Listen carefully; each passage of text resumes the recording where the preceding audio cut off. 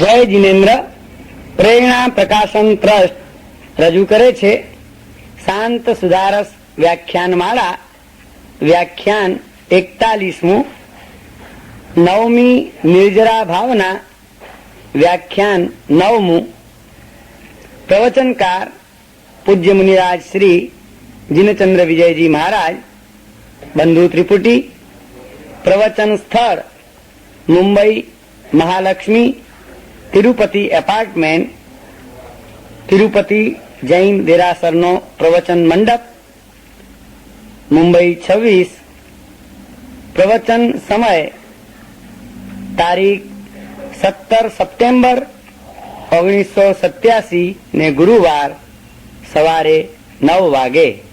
ઉચિતમાં કર સતિ દોરાદપી રિપુમપી વ્રજતિ વયસ્યમ તપૈદમાશ્રય નિર્મલ ભાવા દાગમ પરમ રાશ્યમ વિભાવય વિનય તપો મહિમાનમ. પરમ જ્ઞાની મહોપાધ્યાય વિનય વિજયજી મહારાજ આપણા જીવનની સમગ્ર અશાંતિઓના મૂળ તરીકે જળ એવા કર્મ પરમાણુઓ સાથે ચૈતન્યનો થયેલો સંબંધ એ જ એનું મૂળ કારણ છે. વાત સમજાવીને એ કર્મ પરમાણુઓ સાથેનો આત્માનો સંબંધ કઈ રીતે તૂટે, કેવી રીતે આત્મા એનાથી મુક્ત બની શકે, એ માટે 12 પ્રકારની સાધનાઓ આપણને બતાડી રહ્યા છે. જ્યાં સુધી આત્મા ભાવનાઓના માધ્યમથી સાધનાને સિદ્ધ કરે નહીં ત્યાં સુધી ચિત્તમાં ઉઠતી અનાદિકાળની વિપરીત વાસનાઓ કર્મબંધન કરાવ્યા વિના રહેશે નહીં. 2 તત્વો અનાદિકાળથી આ વિશ્વમાં કામ કરતા જ રહ્યા છે, વાસના અને ભાવના. વાસનાના કારણે આત્માએ કર્મબંધનો કર્યા છે. એ કર્મબંધનને તોડી નાખવા માટેનો શ્રેષ્ઠ ઉપાય હોય તો એ ભાવનાઓ છે. અશુભ તત્વોને કેન્દ્રમાં રાખીને કરેલી વિચારધારાઓ અને એમાં આવતી તન્મયતાઓ એને આપણા જ્ઞાની પુરુષોએ વાસનાનું નામ આપ્યું છે. અને શુભ તત્વને કેન્દ્રમાં રાખીને ઉઠતી વિચારધારાઓ અને એમાં આવતી તન્મયતાઓ એને આપણે ત્યાં ભાવના કહેવામાં આવે છે. અને આ ભાવનાઓને જો સિદ્ધ કરી લેવામાં આવે તો જે વાસનાઓથી કર્મ બંધાયા છે એ જ કર્મ આ ભાવનાઓના માધ્યમથી પાછા છૂટી જાય અને તૂટી જાય એ શક્ય છે. અને એટલા માટે ભાવના ભવનાશિની એમ કીધું છે. સંસાર, ભવ એટલે સંસાર, એ સંસારની ઉત્પત્તિ કર્મના કારણે છે. સંસારનું સંચાલન કર્મના કારણે થઈ રહ્યું છે અને કર્મ વાસનાઓથી બંધાઈ રહ્યા છે. તો એ કર્મને તોડી નાખનાર જે ભાવના છે એ ભાવના સિદ્ધ થાય તો કર્મ તૂટી જાય, અને કર્મ તૂટી જાય તો કર્મના કારણે ચાલતો સંસાર છૂટી જાય. અને એટલા માટે ભાવનાને ભવનાશિની કહેવામાં આવી. ભવનો નાશ કરવો હોય, સંસારનો અંત આણવો હોય તો આત્માએ ભાવનાના સહારે સાધનાને સિદ્ધ કરી લેવી જોઈએ. એવી ભાવનાઓ જે જુદી જુદી બતાડી છે એમાંની આ 9મી નિર્જરા ભાવના 12 રીતે એને સિદ્ધ કરવાની છે. 6 પ્રકારનો બાહ્ય તપ અને 6 પ્રકારનો આભ્યંતર તપ. એ આભ્યંતર તપની અંદર સ્વદોષ દર્શન, પરગુણ દર્શન, પરાર્થકરણ. સ્વદોષ દર્શનની ભૂમિકા આવે એટલે પ્રાયશ્ચિતનો આભ્યંતર તપ આવે. પરગુણ દર્શનની ભૂમિકા આવે એટલે વિનય નામનો આભ્યંતર તપ આવે. પરાર્થકરણનો ભાવ જન્મે એટલે વૈયાવચ્ચ નામનો તપ આવે. આત્મરમણતા કેળવાતી જાય એ સ્વાધ્યાય દ્વારા શક્ય છે. અને આ 4 ભૂમિકાના પાયાના મૂળભૂત તત્વોને સ્થિર કર્યા પછી આત્માએ ધ્યાનના માર્ગે આગળ વધવાનું છે. જો પાયાની ઉપેક્ષા કરવામાં આવે અને સીધા ધ્યાન અને અધ્યાત્મની વાતો કરવામાં આવે તો કદાચ સંભવ છે કે ક્યાંક રવાડે પણ ચડી જઈએ અને કાં તો કોઈક આત્મભ્રમણાઓમાં આપણે અટવાઈ જઈએ. જ્યાં સુધી વ્યક્તિને પોતાનું સાચું આત્મનિરીક્ષણ કરતા જ નથી આવડતું, મહાત્માઓનું પણ મૂલ્યાંકન કરતા નથી આવડતું, સ્વાર્થ વૃત્તિ જેની વિલીન નથી થઈ એવી વ્યક્તિ કદાચ ચિત્તને એકાગ્ર બનાવવાના પ્રયત્નો કરે કે સ્થિર કરવાના પ્રયત્નો કરે તો એની એ ચિત્તની એકાગ્રતા પણ પોતાનું અને બીજાનું અનેક ગણું અહિત કરવામાં જ પરિણમશે. ધ્યાન સીધું કરવા જેવું જ નથી. મનની એકાગ્રતા અને સ્થિરતા માટે કોઈ ઉતાવળિયા પ્રયત્નો કરવા જેવા નથી. જો ભૂમિકા આપણી શુદ્ધ થયેલી ન હોય તો સ્વદોષ દર્શન અને પરગુણ દર્શન દ્વારા આપણી જો ભૂમિકા નિર્માણ નથી થયેલી, આપણો અહંકાર તૂટ્યો નથી અને બીજા જીવો પ્રત્યેનો આપણો તિરસ્કાર ભાવ છૂટ્યો નથી, એવો અહંકારી અને બીજા જીવો પ્રત્યેની દુર્ભાવના વાળો માણસ, એનું ચિત્ત જો સૂક્ષ્મ બને, એનું ચિત્ત જો એકાગ્ર બને, એની જો શક્તિઓ વધતી જાય તો એ શક્તિ સર્જન કરતા વિસર્જનનું જ કાર્ય વધુ ને વધુ કરશે. અને એવા માણસોને શક્તિ ન મળે એ જ ઈચ્છનીય છે. એમની માનસિક શક્તિ નિર્બળ હોય એ વધુ સારું છે.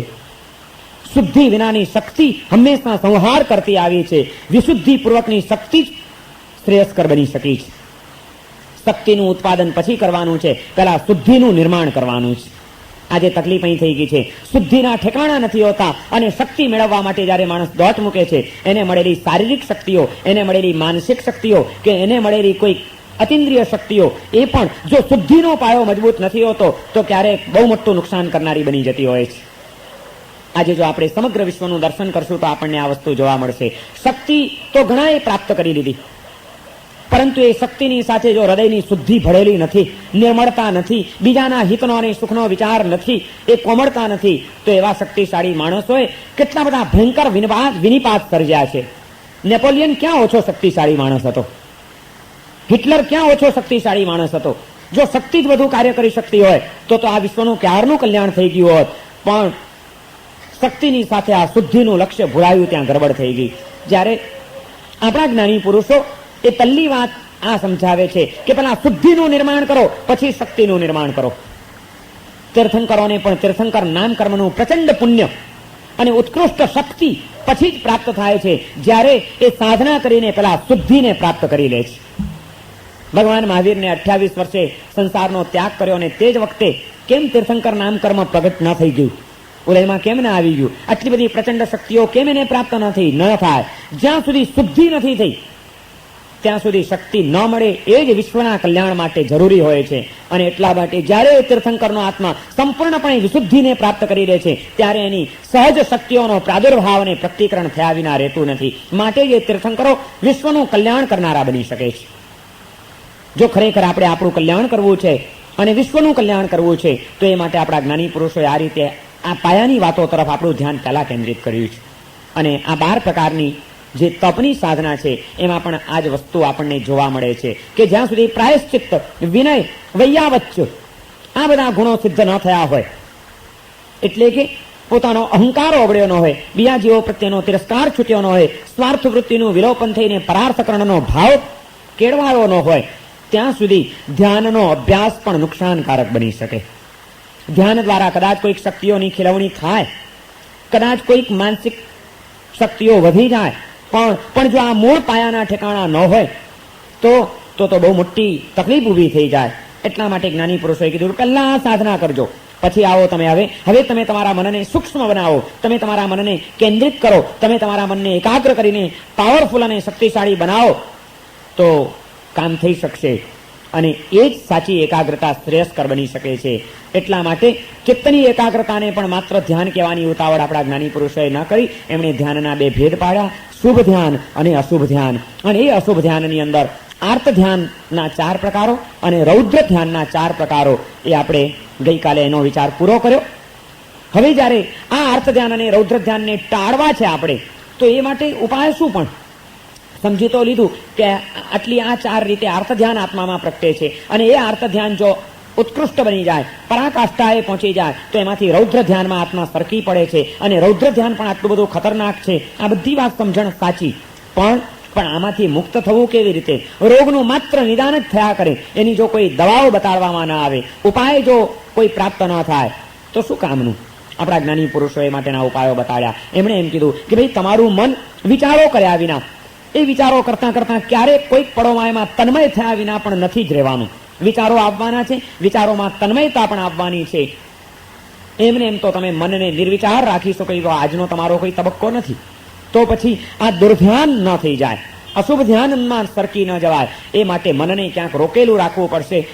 અને ક્યાં રોકેલું રાખવું એ માટેના પણ 4 માધ્યમો, 4 માર્ગો બતાડ્યા. જે 4 માર્ગોને આપણે ત્યાં ધર્મ ધ્યાનનું નામ આપવામાં આવ્યું છે. શુભ ધ્યાનનો પહેલો પ્રકાર છે ધર્મ ધ્યાન, અને એ ધર્મ ધ્યાન 4 રીતે સિદ્ધ થઈ શકે છે. આ 4માના કોઈને કોઈ એક વિચારની અંદર જો આપણું મન રોકાયેલું હોય તો જ આર્ત ધ્યાન અને રૌદ્ર ધ્યાન ન જાગે. એ 4 ધર્મ ધ્યાનમાંનો પહેલો પ્રકાર છે આજ્ઞા વિચય ધર્મ ધ્યાન.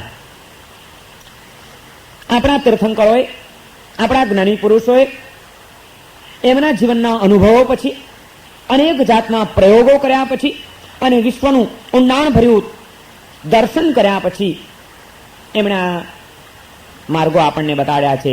એમણે જે કંઈ વાતો કરી એ પ્રભુએ ચિત્તને નિર્મળ રાખવા માટે, આત્માને વિશુદ્ધ બનાવવા માટે, વ્યવહારને સૌજન્યભર્યો અને સુંદર બની રહે માટે એમણે આપણને જે જે આજ્ઞાઓ કરી છે કે તમે આ પાયાની વાતો ઉપર તમારું ધ્યાન કેન્દ્રિત કરજો તો તમારો આત્મા ક્યાંય રગડોળાશે નહીં, તમારું ચિત્ત ક્યાંય ખરડાશે નહીં, તમારું જીવન ક્યાંય અથડાશે નહીં. એ માટે એમણે જે કંઈ પણ આપણને આજ્ઞાઓ કરી છે એ પ્રભુની આજ્ઞાનો વિચાર કરતા કરતા એમાં જ લીન થઈ જવું, એનું નામ છે આજ્ઞા વિચય ધર્મ ધ્યાન. પ્રભુની આજ્ઞા, એનો વિચય એટલે કે એનો વિચાર, અને એના એ વિચારમાંથી પ્રાપ્ત થતું, પ્રગટ થતું જે ધ્યાન એટલે કે ચિત્તની તન્મય અવસ્થા, એ એક એવો ઉપાય છે કે એમાં જો આપણે આપણા ચિત્તને વિલીન કરી દઈએ, એમાં જો આપણે લીન બની જઈએ તો આપણા ચિત્તમાં ઉઠતા આર્ત ધ્યાન અને રૌદ્ર ધ્યાનથી આપણે બચી શકીએ. આ આજ્ઞા વિચય ધર્મ ધ્યાન કે મારા પ્રભુએ શું શું આજ્ઞાઓ કીધેલી છે, એમણે આ વિશ્વનું કેવું કેવું દર્શન મને કરાવ્યું છે, બસ આનો સતત વિચાર કરતા રહીએ. એ પહેલો ઉપાય છે. એનો પણ આપણે ગઈકાલે વિચાર કર્યો કે જેવો મારો આત્મા છે એવો જ સૌનો આત્મા છે. પ્રભુની આ પહેલી આજ્ઞા હતી કે તું કોઈ પણ જીવની સાથે કોઈ પણ પ્રકારનું વર્તન કરે ત્યારે તું તારી જાત સાથે વર્તન કરી રહ્યો છે કે બીજા જીવો પાસેથી તું તારી માટે અપેક્ષા રાખી રહ્યો છે કેવી છે, એનો વિચાર કરીને તું બીજા જીવોની સાથેનો વ્યવહાર કરજે. તને શું ગમે છે, બીજા તારી સાથે કેવી રીતે વર્તે તો તને ગમે છે, તું બીજાઓ પાસેથી શું ઈચ્છે છે, તારે તારી જાત માટે કરવું હોય તો તું શું કરે એનો તું વિચાર કરજે, અને એવો જ વ્યવહાર તું સર્વ જીવો પ્રત્યે કરજે. એ આપણા પ્રભુની પહેલી આજ્ઞા છે. ભગવાને કીધું તું કે જેવો તારો આત્મા છે એવો જ સૌનો આત્મા છે, અને જેવો પરમાત્માનો આત્મા છે એવો જ એ સૌનો આત્મા છે. પરમાત્મા તત્વનો એક અંશ દરેક આત્માની અંદર પડેલો છે. અમુક અંશે તો દરેકનો આત્મા પરમાત્મા સ્વરૂપી છે. માટે કોઈ પણ જીવની સાથે કોઈ પણ પ્રકારનો વ્યવહાર કરું ત્યારે મારે એ ભૂલવું ન જોઈએ કે આ પણ હું એક પરમાત્મા સ્વરૂપી ચૈતન્યની સાથેનો એક વ્યવહાર કરી રહ્યો છું, આનામાં પણ એક પરમાત્માનો અંશ પડેલો છે. આ ભગવાનની પહેલી આજ્ઞા છે. આનો વિચાર કરતા કરતા એમાં જ્યારે આપણે તન્મય બનીએ છીએ ત્યારે સહજપણે આપણા ચિત્તના સંકલેશો શમી જાય છે, બીજા જીવો પ્રત્યેની દુર્ભાવનાઓ ટળી જાય છે, આપણો અહંકાર ઓગળી જાય છે, અને આપણે એ કોઈક દિવ્ય સ્વરૂપની અંદર લીન બનવાની ભૂમિકાને સિદ્ધ કરી શકીએ છીએ. પરંતુ આ કંઈ સહેલું નથી.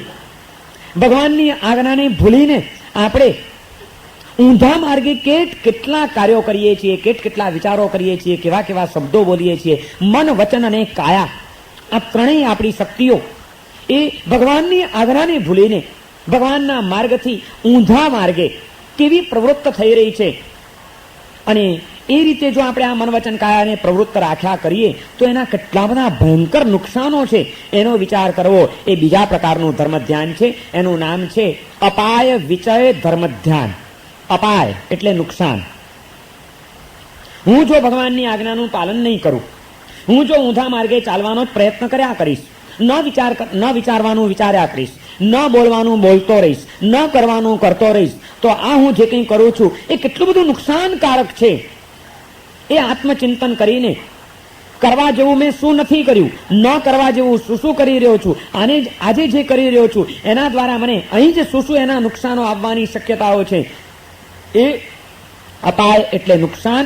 એ નુકસાનનો વિચાર કરતા કરતા એમાં પણ આપણે જ્યારે લીન બની જઈએ છીએ ત્યારે આપણા ચિત્તમાં ઉઠતા આર્ત ધ્યાન અને રૌદ્ર ધ્યાનને તોડી નાખવાની એક શક્તિ આપણને પ્રાપ્ત થાય છે. એનાથી આપણું ચિત્ત બચી જાય છે, અને ધર્મ ધ્યાન એ વિચારો એ આપણું ધર્મ ધ્યાન બની જાય છે. ક્રોધ કરવો તો ગમે છે, સારો લાગે છે, કરીએ છીએ ત્યારે બધાને એકદમ દબાવી દેવાની મજા આવે છે. કોઈક જ્યારે ચૂપ થઈ ગયો અને બરોબર આપણાથી દબાઈ ગયો એટલે અંદરમાં તો મજા આવી જાય છે કે કેવો વટ પડી ગયો, ચૂપ કરી નાખ્યો અને 1 મિનિટની અંદર. પણ તે વખતે આપણા જ્ઞાની પુરુષો કહે છે કે ઉભો રે, તું જેમ એનાથી લાભ વિચાર્યા માટે એના તરફ તારું આકર્ષણ વધતું જાય છે, એમ ક્રોધ દ્વારા શું શું નુકસાનો થઈ શકે છે એનો કોઈ દિવસ તે વિચાર કર્યો છે? એનો પણ વિચાર કરી લે કે આ ક્રોધ દ્વારા સંબંધો કેવા બગડે છે, ક્રોધ દ્વારા મૈત્રીનો અને પ્રેમનો કેવો નાશ થાય છે, ક્રોધ દ્વારા શરીર ઉપર એની કેવી કેવી ઇફેક્ટ્સ, કેવી કેવી અસરો પડી શકે છે. એ આ ક્રોધ કસાય એ આરોગ્યને માટે કેવું નુકસાનકારક છે, એ કુટુંબ જીવનની સ્વસ્થતા માટે કેવું ઘાતક બની શકે છે, એ આત્માની દ્રષ્ટિએ પણ કેવું અશાંત બનાવનાર છે. આ જે મેં કાર્ય કર્યું, આ મારું કાર્ય, એ એમાં લાભ વધારે હતા કે નુકસાન વધારે હતા, એના અપાયોનું ચિંતન કરવું. અને એ અપાયોનું ચિંતન કરતા કરતા, એનું અન્વેષણ કરતા કરતા, એમાં જ્યારે આપણે ઊંડા ઉતરીએ છીએ ત્યારે એ વિચારોમાં ક્યાંક કોક પોઈન્ટ એવો આવી જાય છે કે જ્યાં આગળ આપણે ઉભા રહી જવું પડે છે, અને ઉભા રહીને એનું ઊંડાણથી વિચાર કરતા કરતા ત્યાં આગળ આપણે વળી પાછા લીન બની જઈએ છીએ. આ અપાયોનું ચિંતન, કેવા કેવા એનાથી નુકસાનો શક્ય છે, અને એવા નુકસાનો હું ભાન ભૂલો બનીને કેવી રીતે મારા જીવનમાં ઉભા કરી રહ્યો છું, આ વિચાર જો પ્રબળ બને તો એ વિચાર પણ આપણું ધર્મ ધ્યાન થઈ જાય. કારણ કે એ વિચારની તન્મયતા ચોક્કસ આપણા એ કસાય ભાવોને, આપણી એ વાસનાગ્રસ્તતાને એ થોડોક પણ આંચકો આપ્યા વિના રહેશે નહીં. અને જ્યાં એ અનાદિકાળના કુસંસ્કારો, દુષ્ટ ભાવનાઓ, અનુચિત વૃત્તિઓ, એ બધાને જ્યાં ઘસારો લાગે છે ત્યાં કર્મની નિર્જરા છે. અને એક જીવનો સ્વભાવ છે કે જેમાં એને નુકસાન દેખાશે એ નુકસાનની પ્રવૃત્તિ એ ક્યારેય પણ કરશે નહીં, જેમાં એને લાભ દેખાશે એવી પ્રવૃત્તિ કર્યા વિના એ રહેશે નહીં.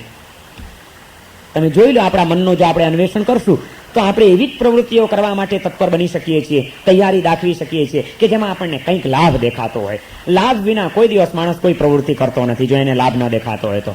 અને જેમાં એને એમ લાગે કે આમાં મને નુકસાન છે તો એવી પ્રવૃત્તિથી પાછા વળવાનો પ્રયત્ન કર્યા વિના પણ એ જીવ રહેતો નથી. અનાદિકાળના કુસંસ્કારોથી આપણે જો પાછા વળવું છે તો એને માટે આ આપણા જ્ઞાની પુરુષોએ આ એક ઉપાય બતાવ્યો કે અપાય વિચય ધર્મ ધ્યાનને તમે સિદ્ધ કરી લો. આજ સુધી તમે ઉપર છલ્લા જ વિચારો કર્યા છે, બહારના લાભો જ આપણને દેખાયા છે, પરંતુ એનાથી કેવા કેવા નુકસાનો પણ થઈ શકે છે આપણા જીવનની અંદર એનો કોઈ દિવસ આપણે ઊંડાણથી વિચાર જ કર્યો નથી. કે હું આ માર્ગ અખત્યાર તો કરું છું, આ રસ્તે દોડતો મૂકું છું, આમ કરવા માટે તૈયાર તો થઈ ગયો, પણ આનાથી પરલોકની વાત પછી છે, કર્મ કેવા બંધાશે એ વાત વળી પાછો જુદો છે એનો પ્રકાર. પણ અહીં જ એનાથી કેવા નુકસાન છે, એનાથી મારી શાંતિ વધે છે કે અશાંતિ વધે છે? હા, માયા કરવી ગમે છે, કોઈકને ઉલટું સુલટું સમજાવવામાં મજા આવે છે, એનાથી મને કંઈક લાભ પણ થતો દેખાય છે, પરંતુ જરાક સ્વસ્થતાથી વિચાર કરવા દે કે જે થોડાક લાભો દેખાયા એની સામે નુકસાનો પણ કેટલા છે. આ ઊંધું ચત્તું કરનાર માણસના ચિત્તમાં ક્યારે પણ શાંતિ હોઈ શકે ખરી? સતત એના મનમાં તો ગડમથલ ચાલ્યા કરતી હશે, મેં કોકને કંઈક સમજાવ્યું છે, આને આમ સમજાવ્યું છે, આને આમ સમજાવ્યું છે, ક્યાંક એ બે ભેગા થશે તો મારી પોલ તો બહાર નહીં પડી જાય ને, બધું ઉઘાડું તો નહીં પડી જાય ને, આમાં આપણી ઇજ્જત શું રહેશે? સતત એ માણસ ચિત્તમાં અશાંત હોય છે, ઊંડે ઊંડે પણ થોડોક ભયભીત હોય છે, અને એ કરવા દ્વારા ક્યાંક જ્યારે એ પ્રગટ થઈ જાય છે ત્યારે એની પ્રતિષ્ઠાને તકો પહોંચે છે. એના દ્વારા એના વ્યવહારિક જીવનને પણ ઘણા બધા નુકસાનો થવાની શક્યતાઓ ઊભી થઈ જાય છે. એના કરતાં જેનો વ્યવહાર સરળતા ભર્યો છે, જેનો વ્યવહાર સૌજન્ય ભર્યો છે, જેનો વ્યવહાર શુદ્ધિ ભર્યો છે, એને કોઈ નુકસાન થવાની શક્યતા નથી. મનથી એ નિશ્ચિંત હોય છે, એની ઇજ્જતને કોઈ દિવસ ધક્કો પહોંચવાની કોઈ શક્યતા નથી. પરિણામે એની એક સારી પ્રતિષ્ઠા ઊભી થાય છે. તો વ્યવહારિક દ્રષ્ટિએ પણ સરવાળે એમાં લાભ જ થતા હોય છે. આ બધા વિચારો જ્યારે કરીએ છીએ કે આનાથી કેવા કેવા નુકસાનો છે, આ અપાયોનું ચિંતન કરવું. પછી એ ક્રોધ કસાય હોય, માન કસાય હોય, માયા કસાય હોય, લોભ હોય, દુર્ભાવનાઓ હોય, જે કંઈ પણ આપણે ખોટા કામો કરીએ છીએ એના અપાયોનું ચિંતન કરીને એમાં લીન થવું, એ વિચારમાં સ્થિર થવું અને ચિત્તની તન્મયતા દ્વારા એ ભાવોને પુષ્ટ કરવા, એનું નામ પણ ધર્મ ધ્યાન છે. કારણ કે એ ધ્યાન, એ વિચારધારા આપણને એવા અનિષ્ટ માર્ગોથી પાછા વાળવા માટે સક્ષમ છે, એ કાર્ય કરે છે. અને જે આપણને ઉન્માર્ગેથી પાછા વાળે અને સન્માર્ગે લાવે એ આપણો ધર્મ બની જાય છે. અને એવો ધર્મ કર્મની નિર્જરા કરાવ્યા વિના રહેતો નથી. માટે અપાયોનું સતત ચિંતન કરતા રહેવાનું છે. આ બીજા પ્રકારનું ધર્મ ધ્યાન છે. જેમ અપાયોનું ચિંતન કરવાનું છે, આલોકની દ્રષ્ટિએ કરવાનું છે, બાહ્ય દ્રષ્ટિએના શું નુકસાનો છે એ કરવાનું છે, એમ સાથે સાથે કદાચ આજે હું કોઈ ભગવાનની આજ્ઞાને ભૂલીને મેં શું કર્યું અને એનાથી મેં મારા આત્માને કેટલું નુકસાન પહોંચાડ્યું છે એ વિચાર કરવાનો છે. એમ સાથે સાથે આ પ્રવૃત્તિ કરવા દ્વારા મને કેવા કર્મબંધનો થશે અને એ કર્મના વિપાકો, આજે તો કર્મ બાંધતા મને કોઈ વિચાર નથી આવતો, પણ આજના અશુભ વિચારો દ્વારા, આજની આ અશુભ પ્રવૃત્તિઓ દ્વારા જાણે કે અજાણે પણ નાના કે મોટા જે કોઈ હું કર્મ બાંધી રહ્યો છું, આ કર્મ જ્યારે ઉદયમાં આવશે ત્યારે એ કેવા ખતરનાક સાબિત થશે. કર્મના વિપાકો કેટલા વિષમ હોય છે. આ કર્મના ઉદયોએ કોઈ આત્માને છોડ્યા નથી. પ્રભુનો આત્મા, તીર્થંકરનો આત્મા, મહાવીરનો આત્મા પણ જરાક ભાન ભૂલો બન્યો, શ્રોત્રેન્દ્રિયના રસની અંદર લુબ્ધ બન્યો. સંગીત સરસ ચાલતું હતું ને એને કીધું એ ચાલવા દો, અને એ ચાલતા ચાલતા પણ પછી ઊંઘ આવી ગઈ. અને ઊંઘ આવી ત્યારે સંગીત બંધ કરવાની આજ્ઞા થયેલી હતી, પણ સૈયાપાલકે ન કર્યું સંગીત બંધ, કારણ કે એને પણ મજા પડી ગઈ હતી. અને પરિણામે સવારે ઉઠતાની સાથે અહંકાર છંછેડાયો. મેં કીધું હતું કે મારી આંખ મીચી જાય એટલે બંધ કરી દેજો, આટલો બધો સંગીતનો શોખ લાગ્યો છે, મારી આજ્ઞાની પણ ઉપરવટ જવાનું. આ અહંકારને આધીન થયો તીર્થંકરનો આત્મા, એનો અહમ છંછેડાયો. અને એ અહમ છંછેડાયો. એક કસાય જાગે એમાંથી બીજા કસાયને જાગતા પછી વાર નથી લાગતી. અભિમાનમાંથી ક્રોધને પણ ઉભો થતા વાર ન લાગે. અને એમાંથી આવેશમાં આવેલા એ મહાવીરના આત્માએ પણ એ સૈયાપાલક એના કાનમાં ધગધગતું શીશુ રેડાવ્યું. ત્યારે તો અભિમાન મીઠું લાગતું હતું. હો, મારી સામે તો, મારી ઉપર વાત, આવ બચ્ચા તને બતાડું, સંગીત સાંભળવું ગમતું હતું, લે સાંભળ, ચાલ, તારા કાનને બહુ મજા આવતી હતી, જોઉં છું કેવી મજા આવે, ચાલ બેસી જા. અને આમ ધગધગતું શીશુ રેડાવ્યું. ત્યારે તો મજા આવી ગઈ, કારણ કે સત્તા હતી, કારણ કે ત્યાં વટ પાડી શક્યો પોતાનો. પણ એ વખતે એને જે કર્મ બાંધ્યું, એ કર્મનો વિપાક ભવો પછી, કેટલા ભવો પછી એ આત્મા જ્યારે તીર્થંકર બને છે, ત્યારે તીર્થંકરના ભવમાં પણ કર્મના એ વિપાકો, એનો પશ્ચાતાપ કર્યા વિના, પ્રાયશ્ચિત્ત કર્યા વિનાનો રહી ગયો એ કર્મબંધ. અબાધા કાળમાં પણ એ આત્મા પાછો જાગ્યો નહીં, એણે કોઈ પ્રાયશ્ચિત્ત વગેરેનો પ્રયત્ન કર્યો નહીં. તો પરિણામ આવા મહાન આત્માને પણ એ કર્મના વિપાકો ભોગવવા પડ્યા. કાનમાં ખીલા ઠોકાવાની ભૂમિકામાં એને મુકાવવું પડ્યું. આ ભયંકર કર્મના વિપાકો તીર્થંકરના આત્માને પણ નથી છોડતા. આપણે તો કેટલા કર્મ બાંધી રહ્યા છીએ. આ કર્મના ઉદયો જ્યારે આવશે, કર્મ જ્યારે વિપાક રૂપે પરિણમશે, ત્યારે શું પરિસ્થિતિ આત્માની કરશે? આ કર્મના વિપાકનું ચિંતન કરવું એ ત્રીજા પ્રકારનું ધર્મ ધ્યાન છે. વિપાક વિચય ધર્મ ધ્યાન એનું નામ છે. વિપાક એટલે કર્મના ઉદય. એ કર્મના ઉદયોનો વિચાર કરવો, અને એ વિચાર કરતા કરતા એમાં એવા તન્મય થઈ જઈએ કે આર્ત ધ્યાન અને રૌદ્ર ધ્યાનની બધી ભૂમિકાઓ છૂટી જાય, ત્યારે આપણું ધ્યાન બની જાય ધર્મ ધ્યાન. અને એ ત્રીજા પ્રકારનું ધર્મ ધ્યાન છે. પહેલું આજ્ઞા વિચય ધર્મ ધ્યાન, પછી બીજું અપાય વિચય ધર્મ ધ્યાન. અપાય એટલે નુકસાન. જે કંઈ પણ આપણે કરીએ છીએ એના બાહ્ય દ્રષ્ટિએ આ જીવનમાં જ શું નુકસાનો થવાની શક્યતા છે, એ નુકસાનોનો વિચાર કરીને એ દુર્ભાવોથી, એ દુષ્ટ પ્રવૃત્તિઓથી, એ અનુચિત કાર્યોથી પાછા વળવાની ભૂમિકાનું નિર્માણ થાય છે. માટે એમાં કર્મની નિર્જરા થાય છે. અને ત્રીજો પ્રકાર ધર્મ ધ્યાનનો આ છે, વિપાક વિચય ધર્મ ધ્યાન. કર્મના વિપાકોનો વિચાર કરવો. પ્રભુએ આત્માના સ્વસ્વરૂપમાં ઠરવાની જ મને પ્રેરણા આપી છે, મને આજ્ઞા કરી છે. એ પ્રભુની આજ્ઞાનું મેં પાલન ન કર્યું.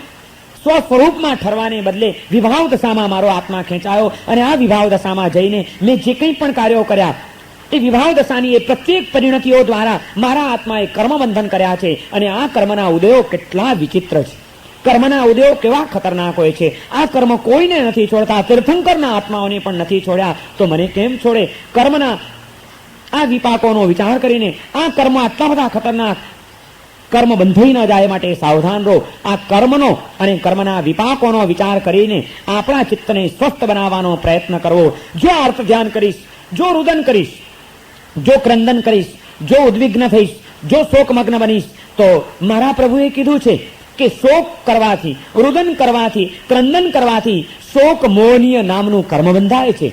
અને એ કર્મ જ્યારે બંધાશે ત્યારે એ પાછું જ્યારે ઉદયમાં આવશે, આજે તો દુઃખી થયો છું, પણ આજે હવે એમાં જો આર્ત ધ્યાન કરીશ, વિલાપ કરીશ, જે પરિસ્થિતિ છે એ તો છે, જે બન્યું છે તે બન્યું છે, પણ હવે એમાં મનને સ્વસ્થ રાખવું છે. કોઈક તત્વચિંતનના સહારે ટકી રહેવું છે કે એમાં વળી પાછા માથા કૂટીને, છાતી કૂટીને, રડી રડીને, અર્થ ધ્યાન કરીને નવા મારે પાછા શોક મોહનીય કર્મ બાંધવા છે? જો એ બાંધીશ તો એ જ્યારે મોહનીય કર્મ પાછું ઉદયમાં આવશે ત્યારે નવી શોકની જ પરિસ્થિતિનું નિર્માણ કરશે, નવી કોઈ તકલીફો ઊભી થશે અને મારે વળી પાછા રડવાના દિવસો આવશે. કર્મના વિપાકો બહુ વિચિત્ર છે, માટે મારે આ કર્મ બાંધવા નથી. આમ આ તમે એક પ્રસંગ બન્યો ને એની ઉપર જ્યારે આ ચિંતન ચાલ્યું તમારું, એટલે એક સાથે કેટલા ધર્મ ધ્યાન થયા. પહેલા પ્રભુએ કીધું છે કે સ્વ સ્વરૂપમાં રહેજે, સ્થૂલ સ્વરૂપને મહત્વ આપતો નહીં. આ આજ્ઞા વિચય નો તબક્કો આવ્યો. પણ એમાં હું જાગ્રત ન રહ્યો અને જો હમણાં શોક કરીશ તો એ શોક મોહનીય કર્મ મને કઈ પરિસ્થિતિમાં મૂકી દેશે? આ વિપાક વિચય. જો એક જ ઘટના ઉપર આપણને ચિંતન કરતા આવડે તો એક પછી એક, સ્ટેપ બાય સ્ટેપ, એક એક ધર્મ ધ્યાનમાં આપણે પ્રવેશ કરતા જઈએ અને એ ધર્મ ધ્યાનમાં જેમ જેમ લીનતા આવે તેમ તેમ કર્મોની નિર્જરા થઈ ગયા વિના રહે નહીં. કર્મના વિપાકોનું ચિંતન કરો તો કર્મના બંધનો થતા અટકી જશે, અને બંધનો થતા અટકી જશે તો એની મેળે કર્મના ઉદયના કારણે ઊભી થતી અશાંતિઓ ટળી જશે, અને અશાંતિ ટળી જશે તો શાંતિ એ તો આત્માનો સ્વભાવ છે, આત્માનો ગુણ છે, સહજ રીતે મળી જશે. શાંત સુધારસ આપણને આ રીતે શાંતિનો માર્ગ બતાડે છે. એ આપણા દુર્ધ્યાનને ટાળી દે છે અને શુભ ધ્યાનનો એક માર્ગ આપણા માટે ખુલ્લો કરી આપે છે કે આ રસ્તે ચાલ્યા જાઓ તો કર્મની નિર્જરા દ્વારા તમે તમારા સ્વસ્વરૂપનું પ્રત્યીકરણ કરી શકશો, અને જ્યાં સ્વભાવની જાગૃતિ છે ત્યાં આગળ જ સાચી શાંતિ છે, ત્યાં આગળ જ સાચી સ્વસ્થતા છે. કર્મના વિપાકોનું ચિંતન કરવાનું આપણે ભૂલી ગયા છીએ, માટે આપણે કર્મના વધુ ને વધુ બંધનો કરવામાં તત્પર બનતા જઈએ છીએ. વિપાકનું ચિંતન કરવાનું છે. કર્મના વિપાકોને સતત વિચારતા રહો કે આ કર્મના વિપાકો કેવા છે. એણે તીર્થંકરના આત્માના જીવનમાં પણ કેવા કેવા ભાગ ભજવ્યા છે.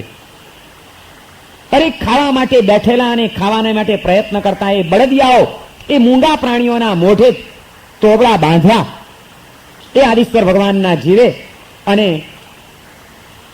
પરિણામે ખાવામાં જે અંતરાય કર્યો, પશુઓ ખાઈ રહ્યા હતા પણ તે વખતે એનું મોઢું બાંધી દેવામાં આવ્યું, અને એના કારણે એ જે ખાવામાં અંતરાય કર્યો, પરિણામે એ તીર્થંકરનો આત્મા, આદિશ્વર ભગવાનના આત્માએ ત્યાં આગળ જે કર્મ બાંધ્યું એ કર્મ ક્યારે ઉદયમાં આવ્યું?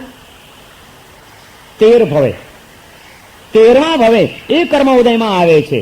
અને પરિણામે ખબર છે ને કેટલા કલાક નહોતું ખાવા દીધું? 12 કલાક, 12 થી 13 કલાક. પરિણામે 13 મહિના સુધી એમને ગોચરી ન મળી. વર્ષિતપ કેમ થયો આદિશ્વર ભગવાનને? આદિશ્વર ભગવાનને વર્ષિતપ કેમ થયો? એમણે કોઈ પહેલેથી દીક્ષા લીધી ત્યારે પ્રતિજ્ઞા નહોતી લીધી કે હવે આજે સાધનાનો માર્ગ સ્વીકારું છું એટલે 12 મહિનાના મારે ઉપવાસ, ચાલો એમ પહેલેથી ઉપવાસ લઈ લીધા હતા? 1 વર્ષનું પચખાણ લઈ લીધું હતું? ના, રોજ ગોચરી જતા હતા, રોજ વરવા નીકળતા હતા, પણ કલ્પે એવી ગોચરી જ મળતી નહોતી. કારણ કે ખાવામાં અંતરાય કરીને જે કર્મ બાંધ્યો હતો એ તીર્થંકરના આત્માને પણ એ વિપાક રૂપે પ્રગટ થયેલા એ કર્મે એમને ગોચરીની પ્રાપ્તિ ન થવા દીધી. 13 મહિના સુધી ખપે એવો, કલ્પે એવો કોઈ આહાર મળ્યો જ નહીં. કારણ કે આવો મહાન રાજા એ કોઈના ઘરે જાય ત્યારે આવા મોટા માણસને ખાવાનું આપવું લોકો સમજતા જ નહોતા, કંઈ જાણતા જ નહોતા કે આને શું અપાય. કોઈ જર ઝવેરાત ધરતા હતા, કોઈ મહેલાત આપવા તૈયાર થતા હતા, કોઈ હાથી ઘોડા આપવા માટે આવીને ઉભા રહેતા હતા. રાજાને ભેટ આપવી હોય તો મૂલ્યવાન ભેટ આપવી જોઈએ, કંઈ ખાવાની ચીજ અપાય? અને રોજ ફરતા જ રહ્યા. શ્રેયાંશ કુમારે જ્યારે શેરડીનો રસ વરાવવાની તૈયારી દેખાડી ત્યારે એમનું પારણું થયું. માટે આપણે ત્યાં વર્ષિતપની પ્રણાલિકા ચાલી. વર્ષિતપની આરાધના કરનાર તપસ્વીઓ જો 12 મહિના ભૂખ્યા રહેશે એકાંતરા ઉપવાસો કરીને, પણ એ 12 મહિનામાં કર્મના વિપાકોનું ચિંતન કરીને, કર્મના વિપાકો કેટલા વિચિત્ર છે. તીર્થંકર પ્રભુ ભગવાન આદિનાથને જેમના તપ ધર્મની પ્રતીક રૂપે હું આજે આ તપશ્ચર્યા કરું છું, એ મારા પ્રભુને આ કર્મે રવાડે ચડાવ્યા હતા. એમને પણ કર્મે નહોતા છોડ્યા. માટે મારેથી ક્યાંય કોઈ કર્મ બંધાઈ ન જાય. કારણ કે કર્મના વિપાકો ખૂબ વિચિત્ર છે. આ વિપાક વિચય ધર્મ ધ્યાન કરતા જો ના આવડે તો વર્ષી તપ સાચો થયો કહેવાય? આપણો તપ, ફરી કહું છું, ભૂખ મરો નહીં બનાવી દેતા. આ બાહ્ય તપ કરીને એ ખાવાના જે કલાકો બચાવ્યા છે તે વખતે આજ્ઞા વિચય ધર્મ ધ્યાનનો કોઈ પ્રયત્ન કરજો.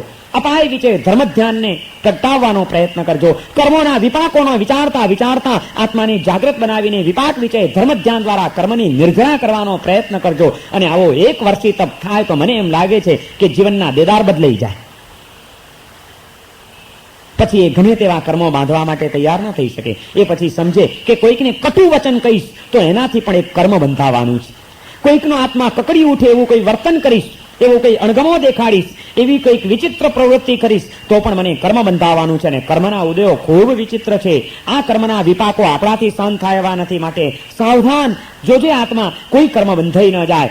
વર્ષી તપ કરનાર તપસ્વીનું જીવન કેટલું જાગૃતિપૂર્ણ બની જાય અને એ ધર્મ ધ્યાનના કારણે એનું જીવન કેટલું બધું પાપ પ્રવૃત્તિઓથી અને અશુભ વૃત્તિઓથી ઉઘરી જનારું હોય. એવો આત્મા શું પ્રાપ્ત ન કરી શકે? એને કઈ શક્તિઓ ન ખીલી ઉઠે એની? વિનય વિજયજી મહારાજ આ 9મી નિર્જરા ભાવનામાં તપ ધર્મનો મહિમા ગાય છે. વિભાવય વિનય તપો મહિમાનમ. એ વિનય પોતાના આત્માને કહે છે કે હે વિનય, આ તપના મહિમાનો તો વિચાર કર કે આ તપનો મહિમા કેટલો મહાન છે. વાંછિત મા કરશતી દૂરાદપી રિપુમપી વ્રજતી વયસ્યમ. આવો તપ ધર્મ શું કરે? વાંછિત મા કરશતી. આવા તપ ધર્મની આરાધના કરનારને એવી લબ્ધિઓ પ્રગટ થાય છે, એવી શક્તિઓ પ્રગટ થાય છે, એવી સિદ્ધિઓ પ્રગટ થાય છે. કારણ કે તપ એના આત્માની શુદ્ધિ કરે છે. અને જ્યાં આત્માની નિર્મળતા થઈ શુદ્ધ આત્મદ્રવ્ય ખીલતું જાય છે, ત્યાં આત્મા તો અનંત શક્તિનું નિધાન છે. આત્મા અચિંત્ય શક્તિઓનો પુંજ છે. એવું આત્મદ્રવ્ય જ્યારે પૂર્ણ રૂપે અને શુદ્ધ સ્વરૂપે ખીલતું જાય ત્યારે એની શક્તિઓનો આવિષ્કાર અને આવિર્ભાવ થયા વિના રહે નહીં. માટે એને લબ્ધિઓ અને શક્તિઓ તપ દ્વારા પ્રગટ થાય એમ કહેવાય છે.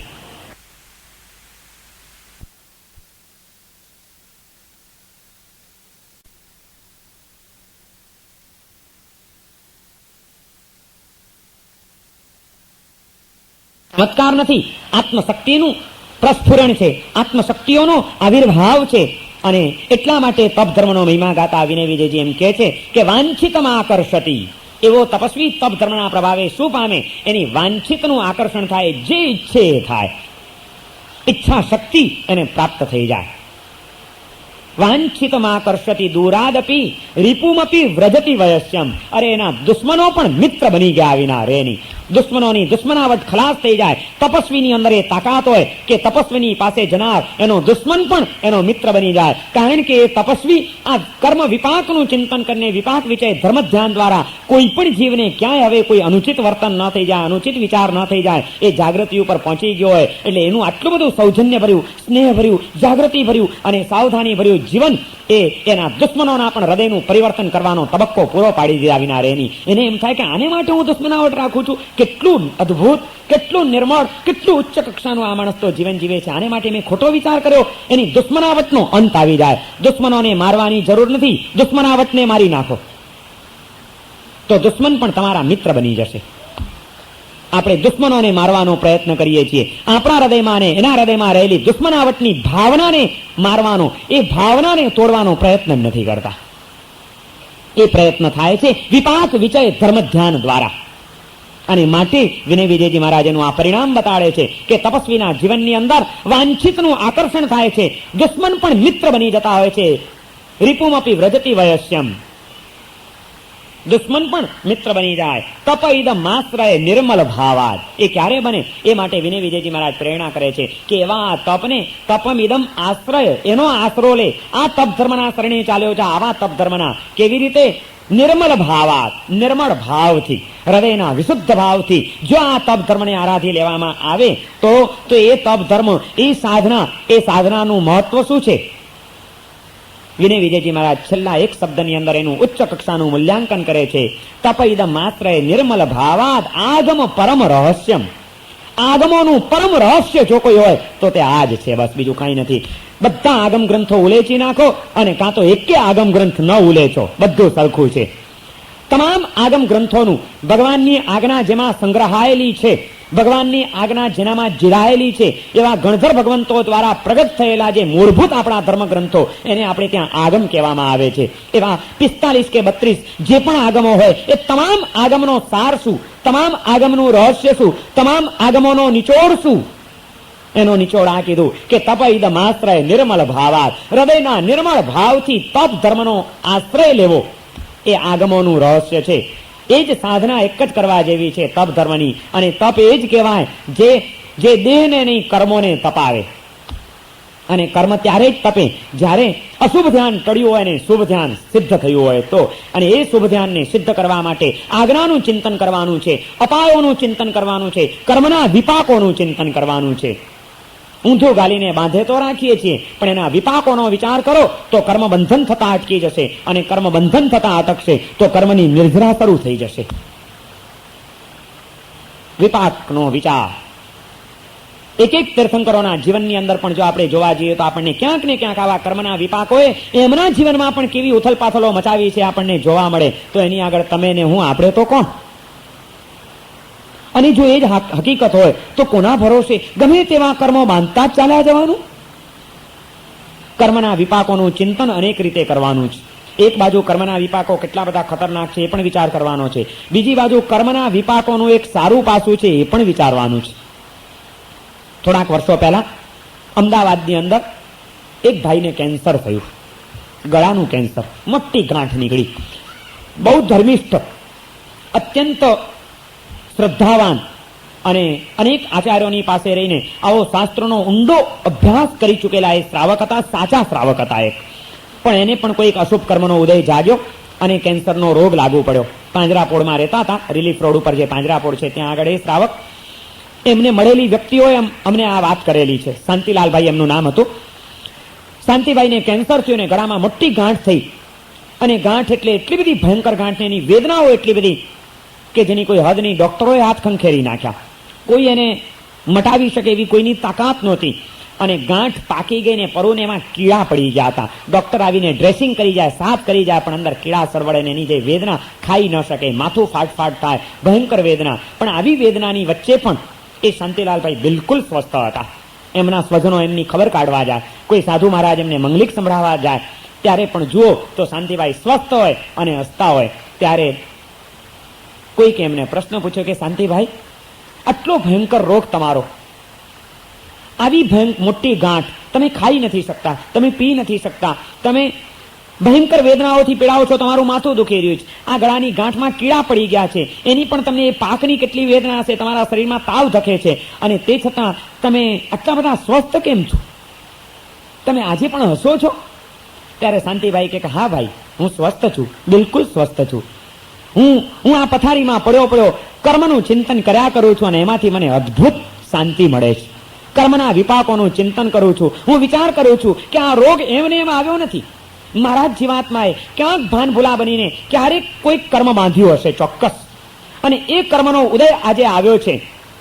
કર્મના ઉદયો જો બાંધતી વખતે મેં વિચાર નહોતો કર્યો તો આજે જ્યારે ગુનો કર્યો છે, સજા ભોગવવાની આવી છે. હસતા હસતા ગુનો કર્યો હતો તો સજા પણ હસતા હસતા જ ભોગવી લેવી જોઈએ. એમાં કોઈને દોષ દેવાય નહીં, એમાં ખોટા રોદણા રડાય નહીં, એમાં અશાંતિ કરું. આજે રડવા બેસું તો મેં આચાર્ય મહારાજની પાસે આ શાસ્ત્રોનું શ્રવણ કર્યું છે, અને એમાં મેં એ સાંભળ્યું છે કે જો તે વખતે આપણે અશાંત થઈએ અશુભ કર્મના ઉદયમાં પણ તો નવા કર્મ બંધાય છે. અને આજના કર્મોનો તો આ નથી જો ભોગવી રહ્યો છું, વળી પાછી નવી ભૂલ કરીને નવો દુઃખનું સર્જન હું કરું?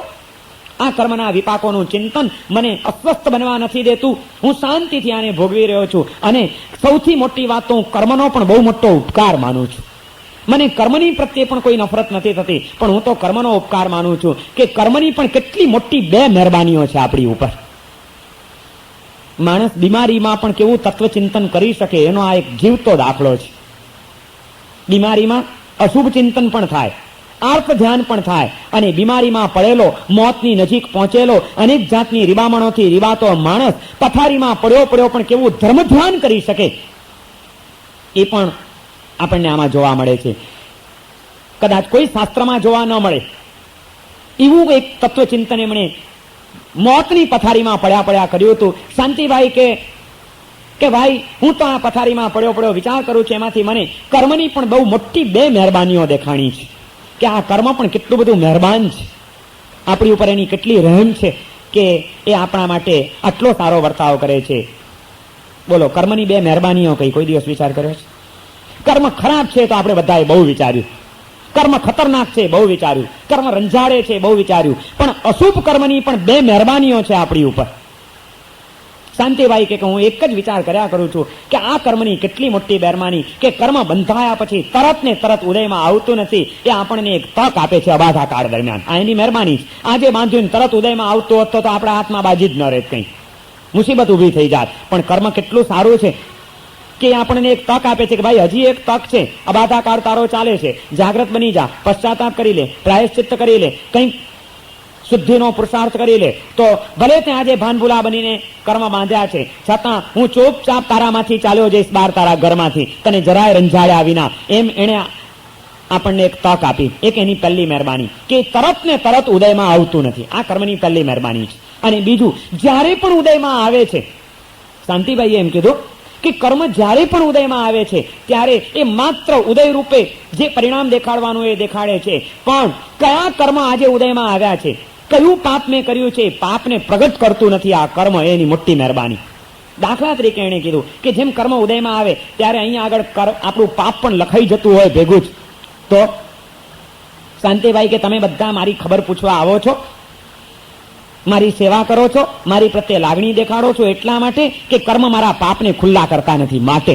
જો અત્યારે મારું પાપ પણ ભેગું અહીં લખાઈ જતું હોત તો લોકો મારી ઉપર નફરત કરત કે આ માણસે આ ખૂની છે, આ લબાડ છે અને આ પાપ કર્યું હતું. કર્મ ઉદયમાં આવે છે પણ કયા પાપથી આ કર્મ બંધાયું છે? પાપને કર્મ પ્રગટ નથી કરતું, એને દબાવી રાખે છે. એની કેટલી મોટી મહેરબાની કે તો મારી બધાની મારા તરફ પૂણી લાગણી છે. નહીં તો જો મારા પાપો પણ એની સાથે જ ખુલ્લા થઈ જતા હોત, અહીંયા આગળ જો લેબલ લાગી જતું હોત કે આજે દુઃખ ભોગવી રહ્યો છે આ કર્મના કારણે છે, તો એ મારા પાપોને જોઈને કોઈ મારી સામું પણ જોવાનું પસંદ ન કરત. એવા ભયંકર પાપો મેં ભાવાંતરમાં બાંધ્યા છે ક્યાંક.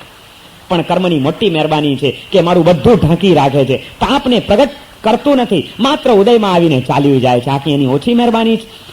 હું આ દુઃખને રડું કે મારા પાપ ખુલ્લા નથી થતા, માટે તમારા સૌની લાગણીઓ મને મળી રહી છે એનો હું આનંદ માણું. તમારા સૌના આટલા બધા પ્રેમ, આટલી સહાનુભૂતિ, આટલી લાગણી, કેટલા લોકો મારી ખબર કાઢવા આવે છે. મહારાજ સાહેબો આવીને મને મંગલિક સંભળાવી જાય છે, એ વાસક્ષેપ નાખીને મને આશીર્વાદ આપી જાય છે. આ આંસુ ઓછી તક છે એ બધું કોના થકી છે? તો તમારા બધાનું આ જોઈને એનો રાજીપો માણું ને એનો આનંદ મારું કે હવે દુઃખ આવ્યું છે ને રોદણા રડા કરું. હું તો કર્મની મોટી મહેરબાની માનું છું કે કર્મે આ બે મને તકો આપી. એક તો અવાધાકાર દરમિયાન જાગૃત થવાની એક તક આપે છે અને બીજું જ્યારે ઉદયમાં આવે ત્યારે દુઃખ રૂપે પ્રગટ થાય છે પણ પાપને પ્રગટ કરતું નથી. આ બસ કર્મના બે વિપાકો. આ કર્મની આ બે ઘટનાઓનો વિચાર કરું છું ત્યારે મનની અંદર એક આશ્વાસન મળે છે, એક સ્વસ્થતા મળે છે અને આનંદ મળે છે. માટે મને કોઈ અશાંતિ નથી. કર્મના વિપાકોનું પણ ચિંતન કેવી રીતે કરી શકાય? કર્મ કેવા ખતરનાક છે એના વિપાકોએ તીર્થંકરોને પણ નથી છોડ્યા, એ પણ વિચાર કરવાનો છે. અને એની સાથે સાથે આ કર્મ તરત ને તરત ઉદયમાં આવતા નથી. કર્મના વિપાકો કાળાંતરે પ્રગટ થાય છે. એ વિચાર કરીએ ત્યારે તરત જ આપણને પશ્ચાતાપનો, પ્રાયશ્ચિત્તનો, શુદ્ધિકરણનો એક ભાવ, એક જાગૃતિ આવ્યા વિના પણ રહેતી નથી. આમ વિપાક વિષય ધર્મ ધ્યાન એ પ્રાયશ્ચિત્ત નામના ધર્મ ધ્યાન માટેની ભૂમિકા સર્જી આપે છે. પાછું એક ધર્મ ધ્યાન બીજા ધર્મ ધ્યાન ને ઊભું કરી દે, એક તપ બીજા તપને પ્રગટ કરાવી દે. અને જ્યાં એ રીતે અનેક પ્રકારનો આભ્યંતર તપ જીવનમાં પ્રગટ થતો જાય ત્યાં આગળ કર્મોની કેટલી ઝપાટા બંધ નિર્જરા થાય. માટે આ વિપાક વિષય ધર્મ ધ્યાનને કર્મની નિર્જરાનું પ્રબળ કારણ ગણવામાં આવ્યું છે. અશુભ ધ્યાનથી બચવા માટે શુભ ધ્યાનને સિદ્ધ કરવું પડશે અને એ શુભ ધ્યાનને આ રીતે સમજવું પડશે. આજ્ઞા વિષય ધર્મ ધ્યાન, અપાય વિષય ધર્મ ધ્યાન, વિપાક વિષય ધર્મ ધ્યાન. કર્મના વિપાકો હંમેશા વિચારતા રહો. પોતાના જીવનમાં પણ કોઈકના જીવનમાં પણ જ્યારે કર્મના વિપાકો જુઓ ત્યારે એમાંથી જાગૃત બનતા રહો. આજે એને આ કર્મ ઉદયમાં આવ્યું છે, કાલે મને પણ આવી શકે છે. અને આજે હજી એવું કોઈ કર્મ મારા જીવનમાં ઉદયમાં નથી આવ્યું, એનો અર્થ એ છે કે મારા જીવાત્માએ પણ કોક ને કોક ઠેકાણે ક્યાંક ને ક્યાંક તો અનેક જાતના કર્મો બાંધ્યા છે. આવા પણ કેમ નહીં બાંધ્યા હોય? એની શુદ્ધિનો કોઈ ઉપાય છે? એના પ્રાયશ્ચિત્તનો કોઈ ઉપાય છે? એમાંથી મુક્ત થવાનો કોઈ ઉપાય છે? આજે મારો કોઈક અબાધા કાળ ચાલી રહ્યો દેખાય છે, લાવ એ અબાધા કાળને સફળ બનાવી લઉં. આ પ્રેરણાને, આ પુરુષાર્થ કરવાની તક આપણને મળે છે જો કર્મના વિપાકોનું ચિંતન આપણે કરતા થઈ જઈએ તો. એટલા માટે વિપાક વિષય ધર્મ ધ્યાન એ આપણી કર્મની નિર્જરાનું પ્રબળ કારણ બની શકે છે. અને ચોથું ધર્મ ધ્યાનનો પ્રકાર છે સંસ્થાન વિષય ધર્મ ધ્યાન. જેમ પ્રભુની આજ્ઞાનો વિચાર કરવાનો છે અને એ આજ્ઞાનો વિચાર કરીને પોતાનું આત્મચિંતન કરવાનું છે કે સ્વભાવ દશામાં રહેવાની પ્રભુએ આજ્ઞા કરી છે. હું આજે મારા સ્વભાવમાં છું કે વિભાવમાં છું એનો વિચાર કરીએ ત્યારે આપણું આત્મચિંતન આવે છે, સ્વભાવ દશાનું પ્રકટીકરણ થાય છે. અપાયોનું ચિંતન કરીએ એટલે આપણે આપણા કુસંસ્કારોથી બચીને આત્માના શુદ્ધ સ્વરૂપને પ્રગટ કરી શકીએ છીએ. માટે અપાય વિશે ધર્મ ધ્યાન પણ આપણને આત્મનિષ્ઠ બનાવવામાં પરિણમે છે. વિપાકોનું ચિંતન કરીએ ત્યારે આ બધી પૂતગલની માયા છે. હકીકતમાં આત્મા તો એ પૂતગલથી અલિપ્ત છે, પણ આજે આત્મા પોતાનું આત્મત્વ ભૂલ્યો માટે એવા પરના પનારે પડ્યો અને આ બધી વિષમતાઓ ઊભી થઈ ગઈ છે. અને એ પરતત્વના વિપાકો કેટલા વિષમ છે એ વિચાર કરીએ ત્યારે એનાથી દૂર રહેવાનું, એનાથી છુટકારો મેળવવાનું અને વળી પાછું આત્માના મૂળભૂત સ્વરૂપને પ્રાપ્ત કરવાનો તબક્કો આવે છે. માટે વિપાક વિષય ધર્મ ધ્યાન પણ આત્મનિષ્ઠ બનાવવામાં ઉપયોગી બને છે. અને ચોથું છે સંસ્થાન વિષય. સંસ્થાન એટલે કે વિશ્વની ગોઠવણી, વિશ્વનું ચિંતન કરવાનું છે કે પ્રભુએ આ વિશ્વની રચના કેવી બતાડી છે. 14 રાજ લોકમય જે આ વિશ્વ છે એમાં આ તીર્છાલોક છે, ઉપર ઉર્ધ્વલોક છે, નીચે નરક વગેરેનો અધોલોક છે. આ ઉર્ધ્વલોક, અધોલોક અને તીર્છાલોક આ 3 તબક્કાની અંદર જે સમગ્ર વિશ્વ ગોઠવાયેલું છે એમાં મારો આ જીવાત્મા કેવા કેવા ભવ ભ્રમણ કરતો રહ્યો છે. 4 ગતિની અંદર એ અનેક વાર દેવલોકમાં ગયો, કેટલી વાર એને માનવ જીવન પણ ધારણ કર્યા. ક્યાંક ક્યાંક એને અર્થ ધ્યાન કરીને જે કર્મો બાંધ્યા હતા એના કારણે વિચિત્ર અને વિષમ એવી આ પશુ સૃષ્ટિની અંદર તિર્યંચ ગતિમાં પણ એ આથડી આવ્યો, રખડી આવ્યો અને કેટલીય વાર રૌદ્ર ધ્યાનના પરિણામે નરક ગતિના આયુષ્ય બાંધીને નારકીના પણ ભયંકર દુઃખો એને સહન કર્યા છે. આ 4 ગતિમય વિશ્વ કેવું છે? દેવ, તિર્યંચ, નરક અને મનુષ્ય, આ 4 ગતિની રચના કેવી છે? ત્યાં આગળ જીવનું કેવું ભ્રમણ ચાલી રહ્યું છે અને એમાં મારા જીવાત્માએ કેવા કેવા ભવો પ્રાપ્ત કર્યા છે અને આજે હું ક્યાં આવ્યો છું. આખું આ વિશ્વનું ચિંતન કરીને સંસ્થાન, જે આખી વિશ્વની ગોઠવણી છે એ વિશ્વનું ચિંતન જ્યારે આપણે કરીએ અને એ વિચાર કરતા કરતા કરતા કરતા એમાં જ્યારે આપણે લીન બની જઈએ ત્યારે આપણું અશુભ ધ્યાન ટળી જાય છે. નારકીના એ ભયંકર દુઃખો આપણને ક્યાંય અર્થ ધ્યાનમાં અને રૌદ્ર ધ્યાનમાં સરકી ન પડાય એ માટે વળી સાવધાની આપે છે. નાની નાની વાતોની વધુ પડતી મન ઉપર અસર લેવાની આપણી ટેવો મને પેલા આ તિર્યંચના ભવોમાં લઈ જશે. તિર્યંચ ગતિનું દર્શન કરવાનું, એક એક પશુઓને જોતા જાઓ અને એના ત્રાસનું દર્શન કરતા જાઓ કે આ બિચારો એ પણ મારી જેવો એક આત્મા છે, પણ આજે આ કૂતરાના ભવમાં ઠોકાઈ ગયો છે અને આ કૂતરાઓની શું હાલત થાય છે અમે જોઈએ છીએ બિચારાને. એક રોટલાના ટુકડાની ખાતર કેટલી લાચારીઓ, પૂંછડી પટપટાવતા ફરવાનું, ઘરે ઘર અપમાનો સહન કરવાના, હટ હટ હટ કરતો કરતા એને બધા કાઢે, ન નીકળે તો દંડો પડે. કેવી બિચારાની કરુણતા છે! આવી કરુણતા મેં પણ અનુભવી છે.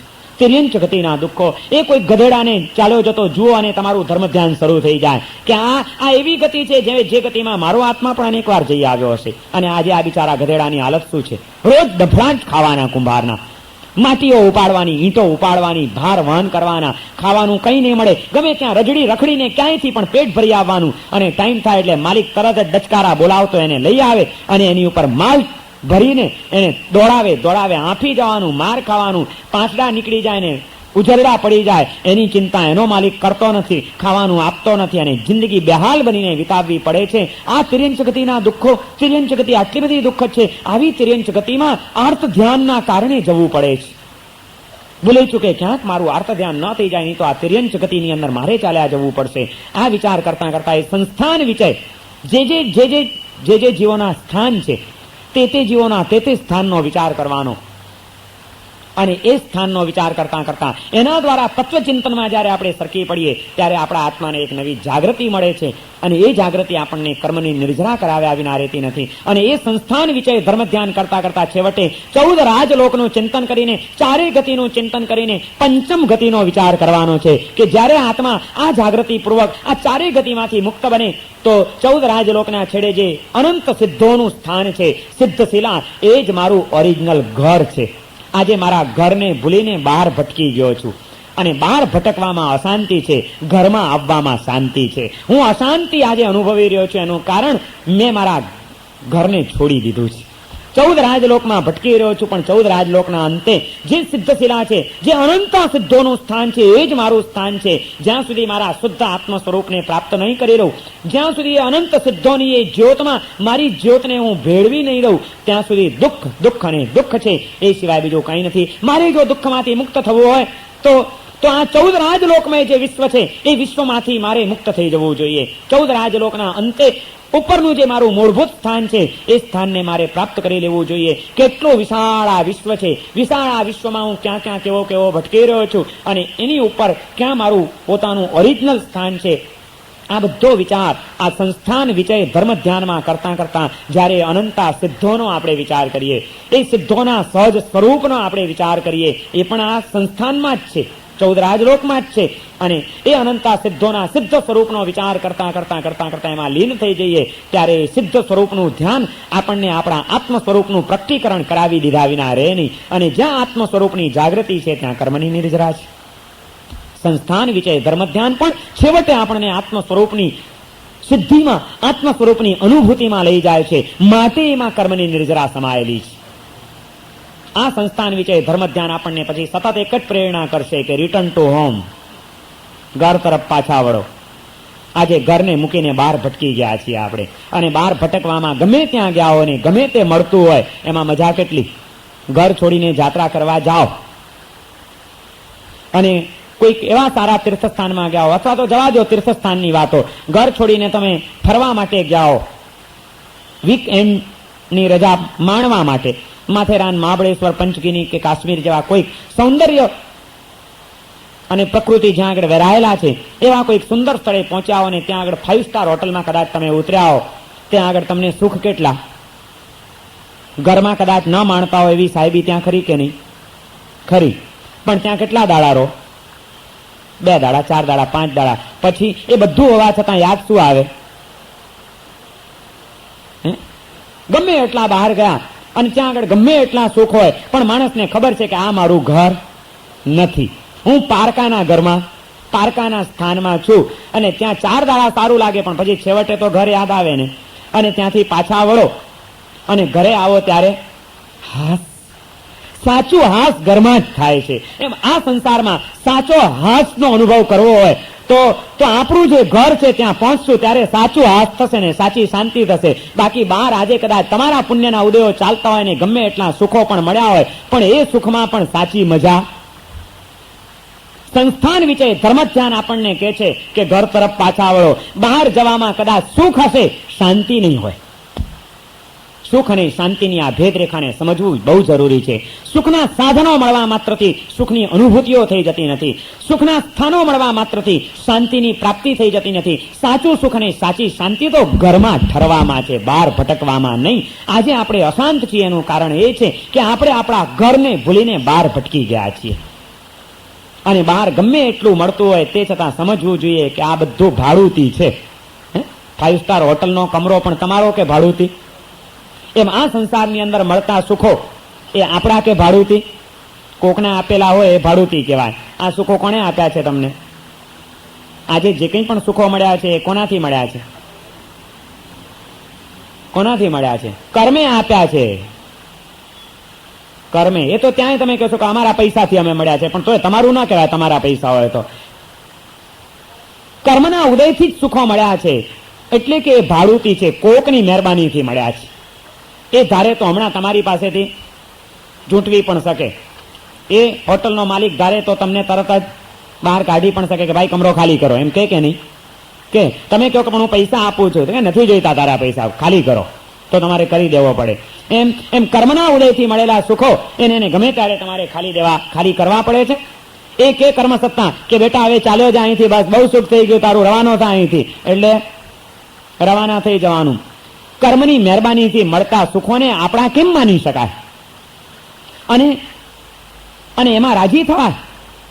દુશ્મનની આપેલી ભેટ પણ સારી ન ગણાય. તમારા દોસ્ત કંઈક તમને ભેટ આપે તો ઠીક વાત છે, પણ તમારા કોઈક દુશ્મને તમને કદાચ કોઈક સારી ચીજ ભેટ આપી હોય તો તમે રાજી થાવ? કારણ કે ગમે એવી સારી પણ ચીજ કોણે આપેલી છે? દુશ્મનની આપેલી ભેટ છે. એમ કર્મ એ આત્માના દુશ્મન છે. કારણ કે જ્યાં સુધી એનો પનારો છે ત્યાં સુધી આત્મા પોતાના મૂળભૂત સ્વરૂપને પ્રાપ્ત કરી શકતો જ નથી. એના ઘરમાં એ ઠરી શકતો નથી અને જઈ શકતો નથી. આપણા અસલ વિકાસને અને આપણા અસલ સ્થાનને રોકનાર અને રૂંધનાર જો કોઈ હોય તો તે કર્મ છે ને, માટે એ કર્મ દુશ્મન છે. એવા એ કર્મે પુણ્ય કર્મના માધ્યમથી કદાચ તમને કોઈક સારી ચીજની ભેટ પણ આપી તો એ દુશ્મનની આપેલી ભેટ છે. દુશ્મનને આપેલી ભેટ જોઈને રાજી થનાર મૂર્ખ કહેવાય, ડાયો ન કહેવાય. પુણ્ય કર્મના ઉદયથી મળેલા સુખોમાં પાગલ માણસ જ રાજી થાય. બાકી તો ડાયો માણસ સમજતો હોય કે આ ભેટ પણ દુશ્મનની આપેલી છે, એનાથી છેટા રહેવું સારું. એમાં બહુ રાજી થઈ જવા જેવું નહીં. કારણ કે આ દુશ્મન ક્યારે આપણી નીચેથી પાછી ધરતી સરકાવી લેશે ને ક્યારે પછડા કાઢશે એનો કોઈ ભરોસો ખરો? આ પુણ્ય કર્મ આજે ભલે ભેટ આપતું હોય, કાલે વળી પાછું રડાવતા હોય વાર ન લાગે. માટે એમાં રાજી થવા જેવું નહીં. એનાથી મુક્ત થઈને ઘરે જવું. ઘરનો રોટલો સારો પણ દુશ્મનના લાડવા ખોટા. પુણ્ય કર્મના ઉદયથી મળતા સુખો એ ભાડુતી સુખો છે. આત્માના સહજ સ્વરૂપના પ્રકટીકરણ દ્વારા થતી સુખની અને આનંદની અનુભૂતિઓ એ આપણી સ્વાયત્ત અનુભૂતિઓ છે અને એ અનુભૂતિઓ જ શ્રેષ્ઠ છે. માટે મારે કર્મના વિપાકોથી અને આ 14 રાજ લોકના પરિભ્રમણથી મળતા સુખમય એવા પણ સંયોગોમાં રાચવા જેવું નથી. સંસ્થાન વિષય ધર્મ ધ્યાન આપણને આપણા ઘરનું ભાન કરાવે છે અને સતત એ જાગૃતિ કેળવાવે છે કે ઘર તરફ પાછા વળો, રિટર્ન ટુ હોમ. જવું છે ઘરે પાછા? ધર્મ ધ્યાન એને માટેનો શ્રેષ્ઠ ઉપાય છે. આજ્ઞા વિષય, અપાય વિષય, વિપાક વિષય અને સંસ્થાન વિષય, આ 4 પ્રકારના ધર્મ ધ્યાનની અંદર જો આપણે આપણા મનને રોકી લઈએ, પ્રભુની આજ્ઞાનો વિચાર કરીએ અનાદિકાળથી આત્માની અંદર ઘર કરી ગયેલા અને કેળે પડેલા આપણા જે દોષો છે, દુર્ભાવનાઓ છે, એ કેવા નુકસાનકારક છે, એનાથી શારીરિક નુકસાનો શું છે, વ્યવહારિક નુકસાનો શું છે, માનસિક રીતે કેવા નુકસાનો થઈ શકે છે, આ બધા અપાયોનું ચિંતન કરીએ.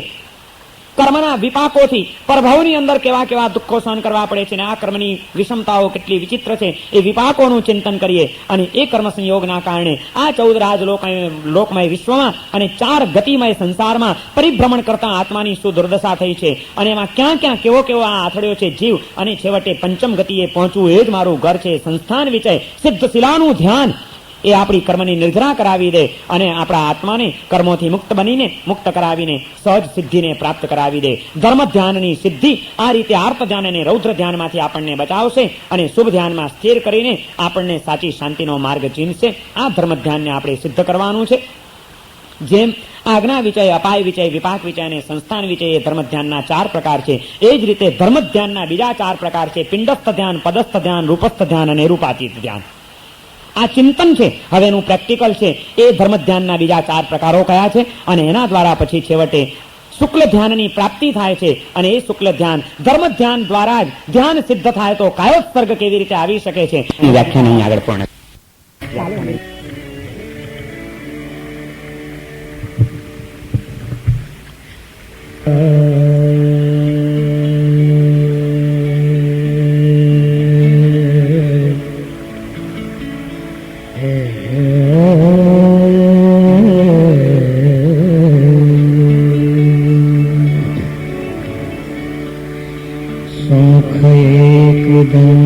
कपिल गज करण कलंबोदर विकट विघ्न विनाशक विनायक धूम्रकेतु गणाध्यक्ष भालचंद्र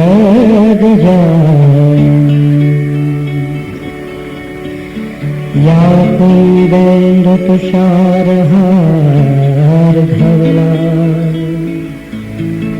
या शुभ्रवस्त्रावृता या वीणावरदण्डवन्दितकरा या श्वेतपद्मासना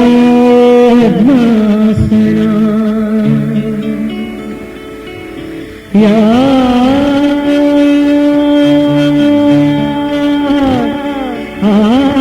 ब्रह्माच्युत शंकर प्रभुतिरे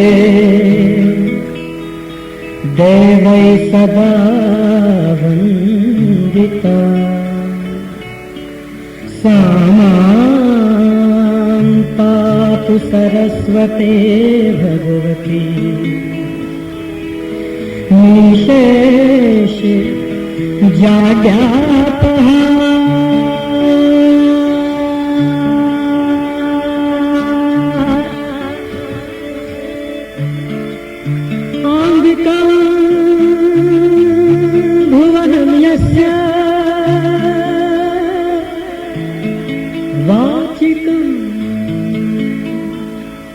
सर्वा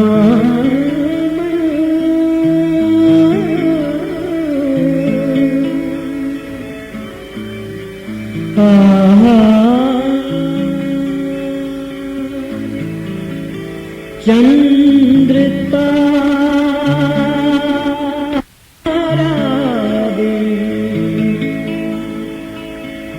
तुम